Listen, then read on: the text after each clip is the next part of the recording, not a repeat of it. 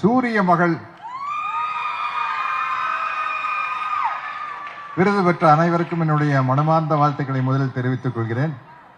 சூரிய மகள் அந்த ஸ்டாச்சுல பார்த்தீங்கனால கையில் ஒரு புத்தகத்தோடு நிற்கிறாங்க.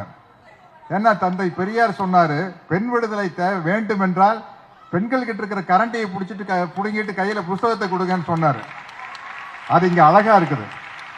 இது நிச்சயமா தமிழ்நாடு முதலமைச்சர் மாண்புமிகு மு.க. ஸ்டாலின் அவர்கள், மு.க. ஸ்டாலின்னா முத்துவேல் கருணாநிதி ஸ்டாலின் அப்படின்னு சொல்லலாம்.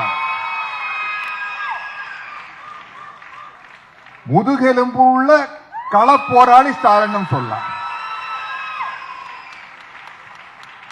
ஏன்னா அவருடைய முதுகெலும்பு வெறும் எலும்புகளால் ஆனது அல்ல.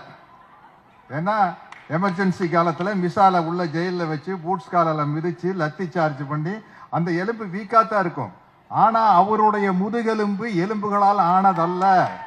தந்தை பெரியாரின் பகுத்தறிவு கொள்கையாலும் பேரறிஞர் அண்ணாவின் எதையும் தாங்கும் இதயத்தாலும் முத்தமிழ் அறிஞர் கலைஞரின் நெஞ்சுக்கு நீதியாலும் உருவான முதுகெலும்பு அது வயசாக வலுப்பெற்றுக் கொண்டேதான் இருக்கும். அப்படிப்பட்ட ஒரு அற்புதமான முதலமைச்சர் அவர்கள் நமக்கு கிடைச்சிருக்காங்க. இந்த உலக மகளிர் தினம் அப்படிங்கறத பத்தி நம்ம கொஞ்சம் தெரிஞ்சுக்கணும்.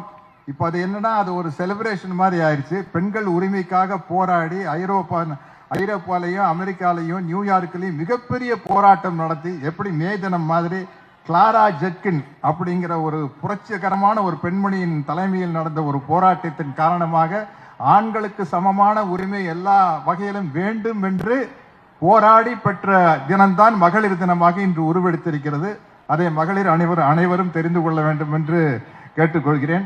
இந்த கிளாரா ஜெட்கின் அப்படிங்கிற வார்த்தை சரியா தப்பான்னு எனக்கு கொஞ்சம் கன்ஃபியூஷன் இருந்தது. தோழர் பர்வீன் சுல்தானா அவர்கள் கிட்ட கேட்டு தெரிஞ்சுக்கிட்டேன். அதெல்லாம் அவங்களுக்கு தான் நல்லா தெரியும். கரெக்டா?